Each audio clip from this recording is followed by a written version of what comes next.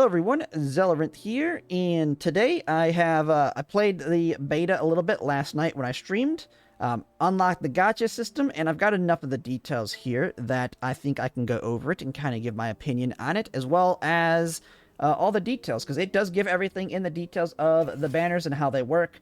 Big thing is, I don't have the beginner's banner anymore. I pulled on it in the stream and got my 5-star on that one. The beginner's banner works just like any other beginner's banner that most gacha games use. You need to do 50 pulls. They're discounted at 20%, meaning 8 pulls counts as a 10 pull. After 50 pulls, you are guaranteed to get one of the 5-star standard elite units. Or, the elite units. So, we're going to take a look at the other banners, the limited banner, and the weapon banner, and then the standard banner. Now, as like we discussed in my last video, there are 2 limited banners for the character. And so the first one is 100% rate up. And we can go into details here now that we have all the numbers on it. So you are guaranteed when you pull the 5-star to get the target character that you want, which is really, really good here. The one negative is it is following Hoyoverse rates in this. Like, I think exactly.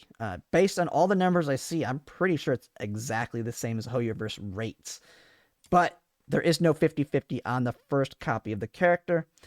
But it is 0.6% chance with a hard pity of 90 pulls. So if you want to guarantee the character, it is 90 pulls to get the character.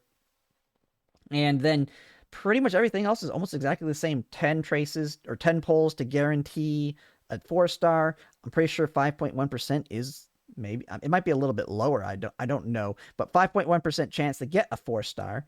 And then everything else is 3-star. When you get duplicates of characters, you get this brilliant grit. That brilliant grit you use in the shop, just like a Hoyoverse game, if you're familiar with that or others. And that is where you can buy some more pulls, or you can buy a copy of one of the standard weapons, which we'll go take a look at that right now.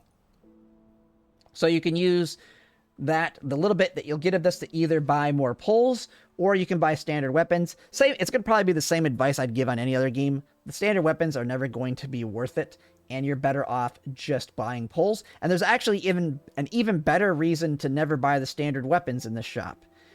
And that is if we take a look at the weapon banner real quick. The weapon banner is 100% guaranteed. It doesn't say 100% rate up on the banner, but that's because there's no 50-50 at all in it, and it's always 100% rate up. There is no second banner that has a 50-50 shot or anything on that regarding dupes on the weapon. You are going to get the weapon if you pull for it, and the details in the weapon seem to match like exactly a Hoyoverse game. 0.8% chance with 80 pulls to guarantee the weapon, which then means if you want to guarantee both the character and their signature weapon, that's going to be 170 pulls. Make sure you save up that many pulls to get both of them, because you don't want to be in that spot where you pull the character, get the character, but then don't have enough of their weapon, especially if you really like the character. Now, I don't know how important weapons are going to be in this game, because the characters can use all weapon types. And so while she has a scythe, she can use the other weapons. I'm just guessing hers is going to be ultimately the best weapon for her. But you do have the same system with that currency. There is one thing that it seems to be missing, but I'm guessing they'll add it. It is definitely a feedback item I will be giving, and that is the little bit of currency you get on the 3-stars when you pull them, which is this pristine grit. If anyone's familiar with the Hoyoverse games, this is where you can buy like a little bit of the materials for like upgrading your characters, upgrading weapons, and all that. But usually you have on a monthly resetting basis, or patch by patch basis, if you're familiar with WoWA, it'll give you some pulls in here. Like Honkai Star Rail, you get 5 limited pulls and 5 standard pulls that you can buy in the shop. That is not currently in the shop, and so I'm going to be giving that as a feedback. I'm guessing it's missing since they've pretty much copied everything else on the gacha system from Hoyoverse. So I'm going to guess it's missing and it will get added in the future, but it is definitely something I will give feedback for from the beta. But that is the nice thing about it, though, is you basically can guarantee your character and the weapon. Now, there was something that was... Well, we can look at the second one here. If you're wanting dupes of the character, it's basically a Hoyoverse system at that point. 50-50 shot of getting the limited character And if you lose the 50-50, you will get one of the standard 5 stars. And then when you read the details, it does have a guarantee after your first loss 50-50. So if you are a whale and you're wanting to max a character out, you could at least know you're going to guarantee each additional copy in 180 pulls, because there is no infinitely losing 50-50s. You will guarantee them after 180 pulls for a dupe. And so nothing too bad there. And then you have the last part that it didn't read very well in the other one, but I do think, based on the reading this, pity does carry over. I'm not 100% sure on that because the wording's kind of weird, but right here it says, for any event character chrono, the count of retraces without a 5-star character drop will continue to accumulate within this chrono type. And chrono is basically banner. And it is tallied separately and does not carry over to other chronos. What I'm getting from that, because it specifically says chrono type, is if you pull on the character banner, it's not going to carry the limited. It's not going to carry over to the weapon. It's not going to carry over to the standard character. But if you don't get the character here, so if you're pulling for dupes, if you don't get her here, or if you pull for her dupes and you lose the 50-50, it does sound like it will carry that over to the next one if you're wanting to go for a dupe on another character. Not really, doesn't really matter. I mean, if you're free to play or that, you shouldn't even be pulling on this banner anyway. You're going to do the 100% rate up. But it also says that on the 100% rate up, like the details are exactly the same except the 50%, that will continue to accumulate within this chronotype and is tallied separate from the others but does not carry over. So if you do not have enough pulls and you don't get them early on this, it does sound like at least the pity will carry over to the next character, so you can still have your 100% rate up on the next one with pity already built up.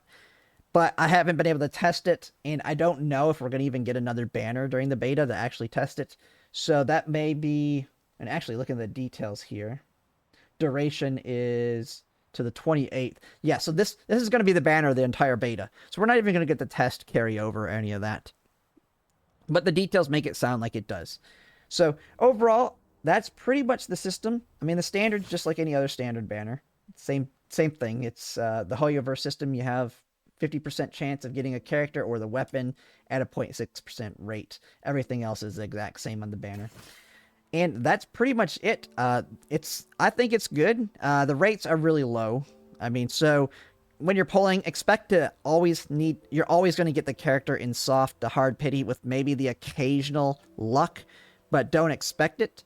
At least you don't have to worry about losing 50-50s. So, like I've said in my feedback, like Girls Frontline, the one guy said, what makes the game a little bit better when you have like 100% chance versus the 50-50, especially for your free-to-plays, is it's going to bridge the accounts to make your people very similar in terms of the bell curve.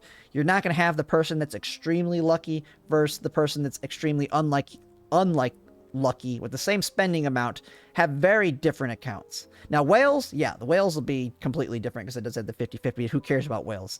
They can do whatever they want. They're spending tons of money. But for your free-to-plays and light spenders just doing the 100% rate ups, all their accounts should look fairly similar, which will be really nice for this game. Now, the big thing is going to be then how much currency are we getting? Because it is 90 pulls to guarantee the character.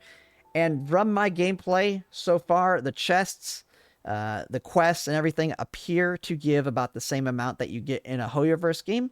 So as long as there's the same amount of chests, the same amount of quests and content to do, I would expect you will get about the same amount that you get in a Hoyoverse game. And if that's the case, you can expect to accumulate 5-star limited characters at double the rate that you would get in a Hoyoverse game. But don't quote me on that. I've only played through level 20 into the story, so I have not gotten far in to really get numbers on that. This is just from playing it and getting the feel of it. So it does feel like you're gonna basically get a few more characters than you would on average the Hoyoverse game, which is pretty nice. But yeah, that's pretty much the system. Really no difference other than the 100% rate ups than your typical gacha game. But yeah, just let me know your thoughts in the comments. But yeah, if you like my content, if you could like, comment, and subscribe, it really helps. And thanks for watching.